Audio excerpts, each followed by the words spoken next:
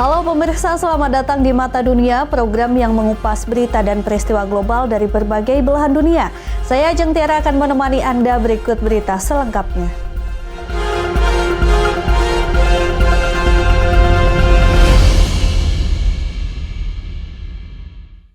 Informasi yang pertama, pemirsa, di kota New York, sebuah restoran menyajikan makanan Palestina. Pemiliknya adalah imigran asal Palestina yang berupaya untuk mengadvokasi kesadaran soal perjuangan masyarakat Palestina lewat makanan. The Palestinian people, I noticed, are all about family and food. And they have big families, naturally. And for that reason, we have different kinds of dishes that cater to very large crowds of people. Ayat Mas'ud dan suaminya dirikan restoran Palestina Ayat NYC. Berlokasi di Bay Ridge, Brooklyn, sekitar 30 menit dari pusat kota Manhattan. I am fully 100% Palestinian. Both my mother and father were born and raised in Jerusalem. I grew up learning all of the traditional recipes from my mother, who had learned it from her mother. And I was the youngest of 9 children, so it was always a daily feast in my house. Menyajikan berbagai makanan Timur Tengah yang sudah cukup dikenal warga Amerika seperti shawarma dan kebab. Namun, andalan Ayat NYC adalah hidangan khas Palestina seperti mansof yang terdiri dari nasi, domba, roti saji, dan saus yogurt. Ada juga fatat judge yang terdiri dari 6 lapis nasi ayam, roti pita dengan saus bawang putih disajikan bergaya khas Palestina. A very large platter, very hearty and hefty, appealing to large groups of people.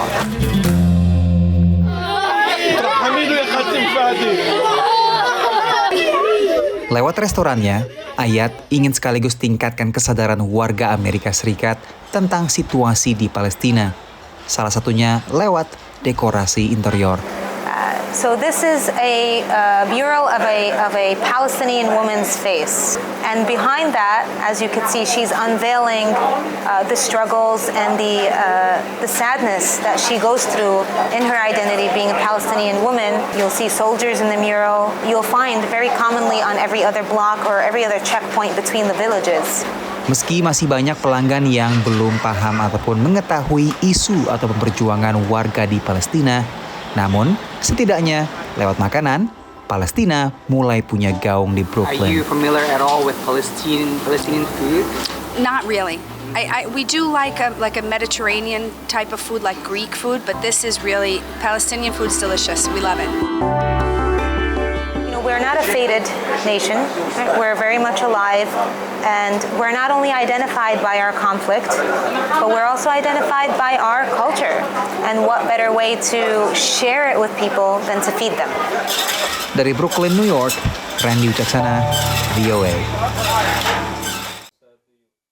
Ya, selanjutnya, terbukanya peluang merintis bisnis boga selama pandemi membuat pasangan suami istri Fikri dan Reka Saleh memutuskan untuk membuka restoran yang memadukan barbeque ala Texas dengan makanan khas Indonesia seperti rendang dan dendeng balado. Karena hanya memakai daging halal, pelanggan mereka pun meluas ke komunitas muslim setempat. Simak laporannya. Kita mulai menjadi serius ya karena pandemi waktu itu. Saya lost my job and then I started selling barbecue from the house. Pintu peluang pun terbuka bagi pasangan Fikri dan Reka Saleh yang sebelumnya pernah bekerja di restoran untuk merintis bisnis boga pop-up rumahan. Banyaknya restoran yang tutup selama pandemi berdampak positif bagi bisnis makanan yang diantar. Fikri dengan barbecue, sementara Reka merintis Gurih Table yang menawarkan berbagai kue jajanan pasar khas Indonesia.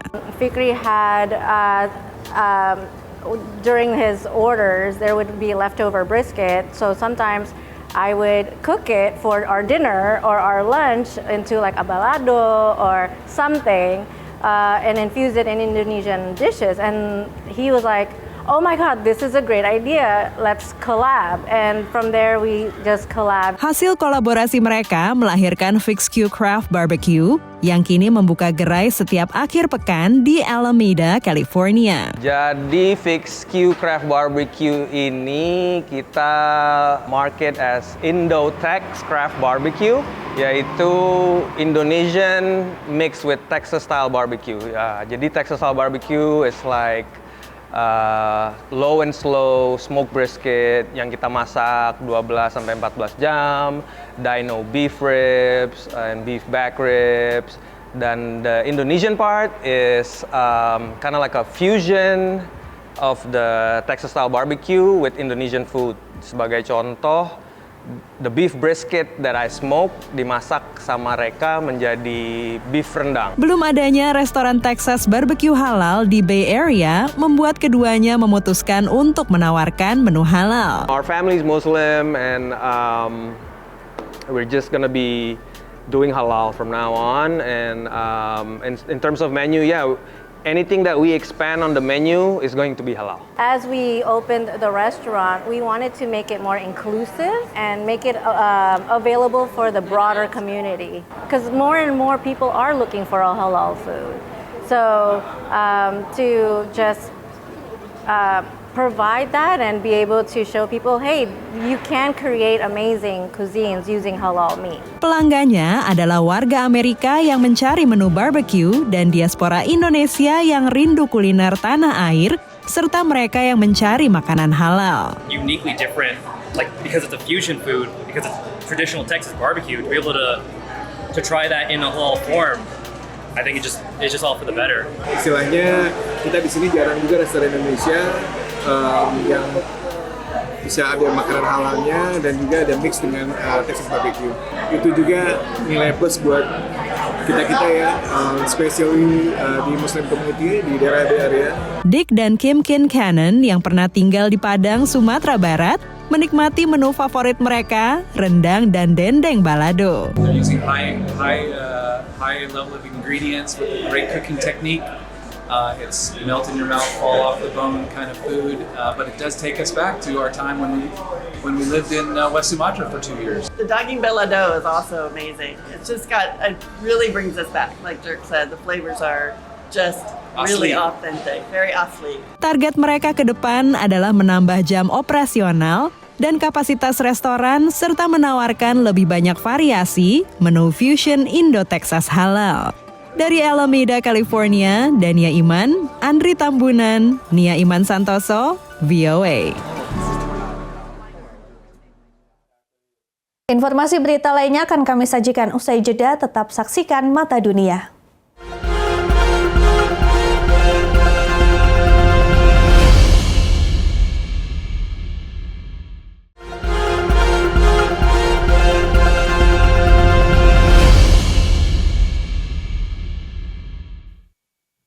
Ya, sebagai lembaga kepolisian tertua di Amerika Serikat, US Park Police adalah satuan pengamanan nasional pertama dengan yurisdiksi semua taman nasional di Washington DC, kota New York, San Francisco, dan lainnya. Tim liputan mengajak Anda melihat satuan berkuda, unit tertua US Park Police yang dibentuk oleh Presiden George Washington abad ke-18. Pasukan berkuda merupakan unit tertua dan kebanggaan kepolisian Taman Nasional AS. Walau dibentuk 1934 hanya dengan seekor kuda yang disewa dari peternak lokal, ini merupakan tradisi yang sudah dimulai ratusan tahun sebelumnya. So the agency was formed in 1791 by George Washington, and our mounted patrol was formed with one horse in 1934. I'm pretty sure though horses have always been a part of the gig because the city was founded with horses. Pada 1976, dalam rangka merayakan proklamasi kemerdekaan Amerika Serikat ke-200, sejumlah istal polisi Taman Nasional dibangun sementara di lapangan National Mall. Pihak National Mall menilai istal yang usianya hampir 50 tahun ini perlu direnovasi sebagai bagian dari sejarah Washington DC. The horses of the mounted unit patrol the National Mall. They're really a friendly equine presence. They can greet and guide the public and make sure everyone stays safe. They say that one mounted patrol officer is worth 15 officers on the ground because of that presence they have when they're on horseback. Istal-istal baru yang modern dibangun berkat sumbangan warga dan kelompok. Ini juga berfungsi sebagai pelatihan dan pusat pendidikan. Menurut Anna, bekerja dengan kuda mirip dengan bekerja dengan manusia. So what's special about having a horse as your partner? They have their own personality and you develop a bond with them that's like no other, and the more you work on that bond, the better they behave for you. Layaknya menamai anak, Anna memilih nama khusus bagi kudanya, Sybil. And so I was looking for a great name that was tied to history, American history, but represented a strong female. And I found the story of Sybil Ludington. Sybil Ludington, who's from upstate New York, she was about 16 years old and she rode 40 miles through the night over to Connecticut and back, warning that the British were coming. And so she's celebrated as a war heroine. Ini pekerjaan impiannya, keliling alun-alun nasional ibu kota bersama teman kepercayaan, bertemu orang dari berbagai bangsa yang biasanya selalu tersenyum melihat mereka. Dari Washington DC, VOA.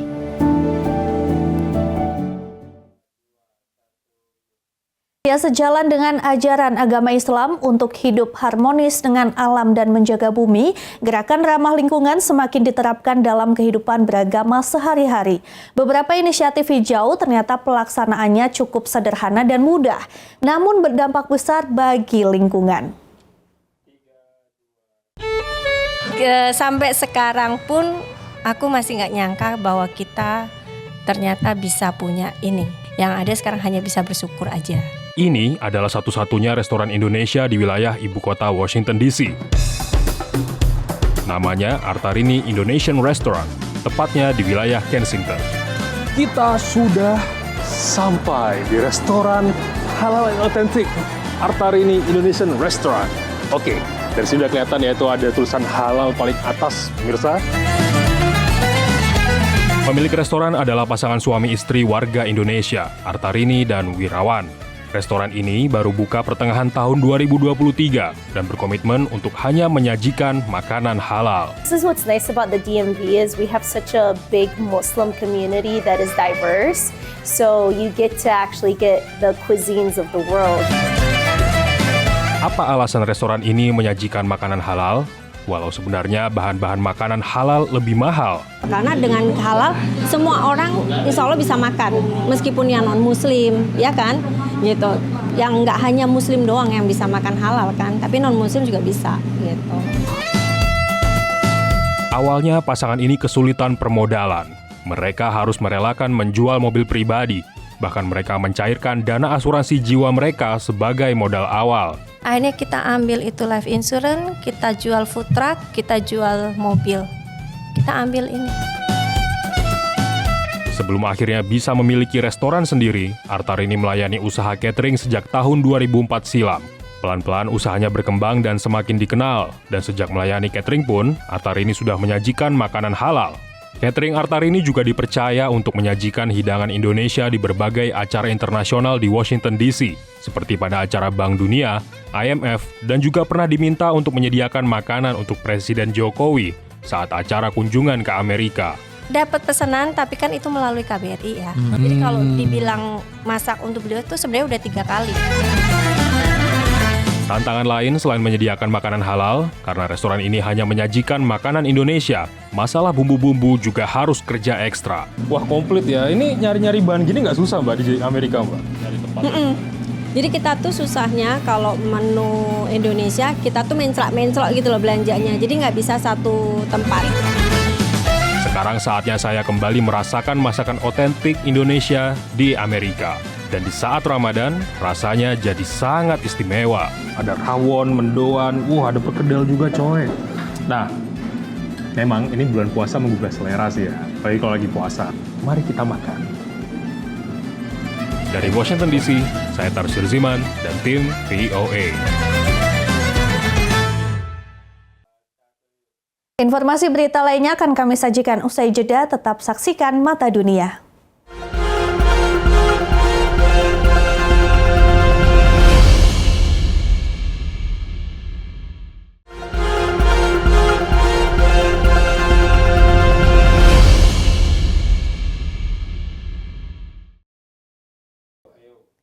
Terima kasih Anda masih menyaksikan Mata Dunia. Pemirsa, perburukan flu burung di Amerika Serikat terus membuat telur tak hanya mahal, tapi juga langka. Sebagian warga menyiasatinya dengan memelihara ayam di halaman rumah agar bisa memperoleh telur secara rutin. Tak terpengaruh naik turunnya harga. Tapi seberapa efektifkah solusi ini? Simak selengkapnya. Setiap harinya, seorang warga Arizona mendapatkan 6 hingga 12 telur dari ayam yang dipeliharanya di halaman belakang rumah. Ia relatif tak terdampak dengan naiknya harga telur akibat perburukan flu burung. It's not as hard as it seems. Definitely rating up a little bit to start. Merespons kelangkaan telur nasional, pemerintah negara bagian baru-baru ini memperlonggar restriksi atas kandang ayam di permukiman warga. Di kota Phoenix misalnya, warga boleh memiliki hingga 6 ekor ayam, atau bahkan lebih tergantung ukuran rumah. Lonjakan harga telur dan kelangkaan telur di sebagian wilayah AS kini membuat semakin banyak orang mempertimbangkan memelihara ayam petelur sendiri.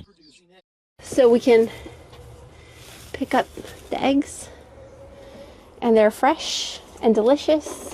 People text and they go, can we make an arrangement? Can we do a contract for eggs? Can we arrange to get this many eggs every week? Because everybody is freaking out about the egg shortage.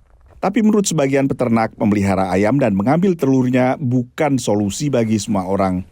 It costs a lot more than people think. So I wouldn't recommend jumping into chicken ownership versus, buying eggs from someone like us, a local farmer.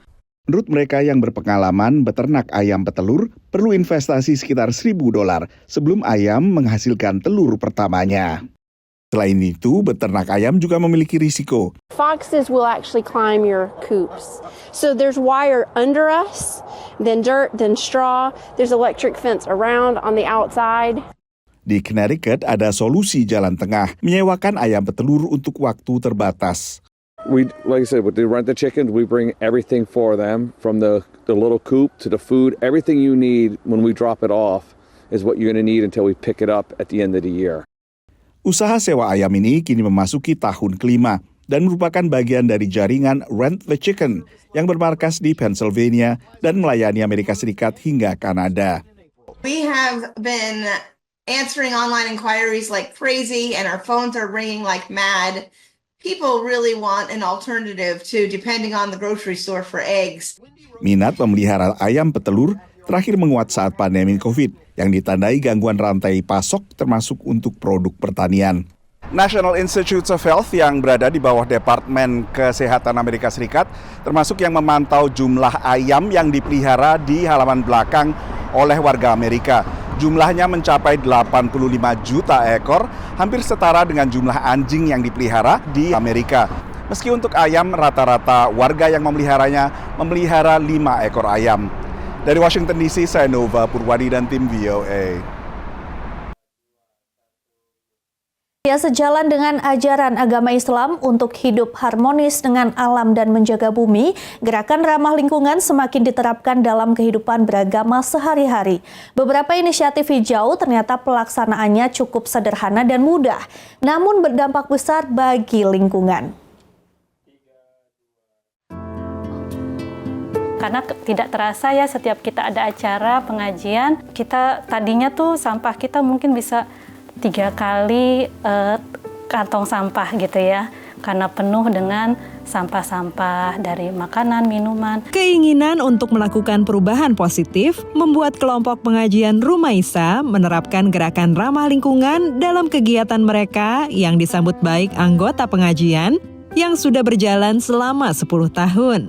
Seperti hari ini dengan kegiatan khataman Quran di rumah Dwi Revilia Rosa di Rockville, Maryland. Teman-teman membawa tumbler air minum ya ke pengajian, dan kami juga menyiapkan alat-alat yang untuk makan dan minum itu yang bisa kami gunakan terus-menerus. Saat berkumpul, mereka juga membawa kontainer makanan sendiri untuk sisa makanan yang mau dibawa pulang agar tidak terbuang. Fitri Hastuti yang baru setahun bergabung dengan pengajian diaspora Indonesia ini merasa puas dapat menerapkan prinsip-prinsip hijau. Lalu botol-botol plastiknya juga kadang-kadang ada sisa air minumnya seperti itu. Jadi kalau sudah bisa melakukan hal yang minim, mudah-mudahan bisa berdampak lebih besar lagi. Menjalankan inisiatif hijau menurut Deria Pratiwi, Ustazah Komunitas Muslim Indonesia di Washington DC area, adalah salah satu kewajiban umat manusia. Sebenarnya di dalam Al-Quran itu Mbak, Allah sudah mengokohkan, ada di dalam surah Al-Baqarah ayat 30. Wa idh qala rabbuka lil malaikati inni ja'ilun fil ardi khalifah.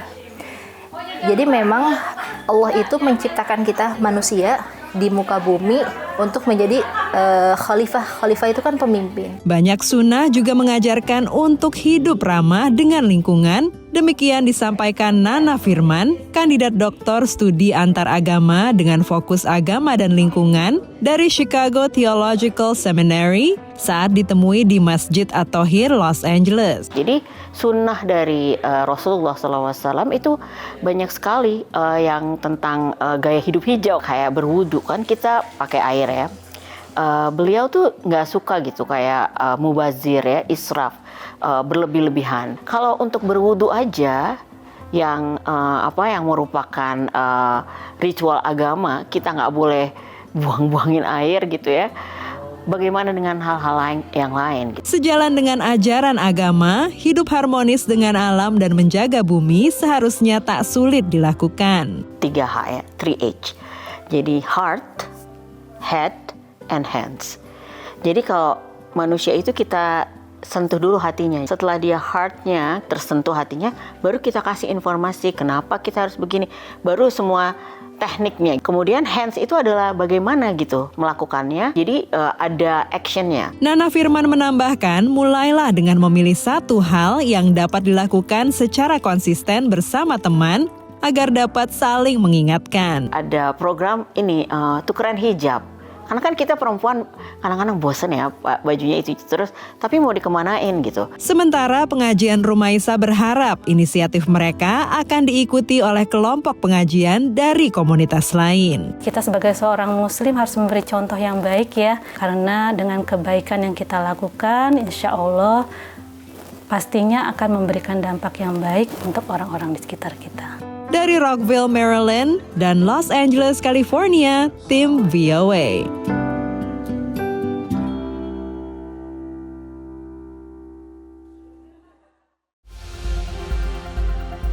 Ya pemirsa, demikian Mata Dunia kali ini. Saksikan informasi lainnya di Berita Nasional TV. Saya Ajeng Tiara beserta kru yang bertugas pamit undur diri. Terima kasih dan sampai jumpa.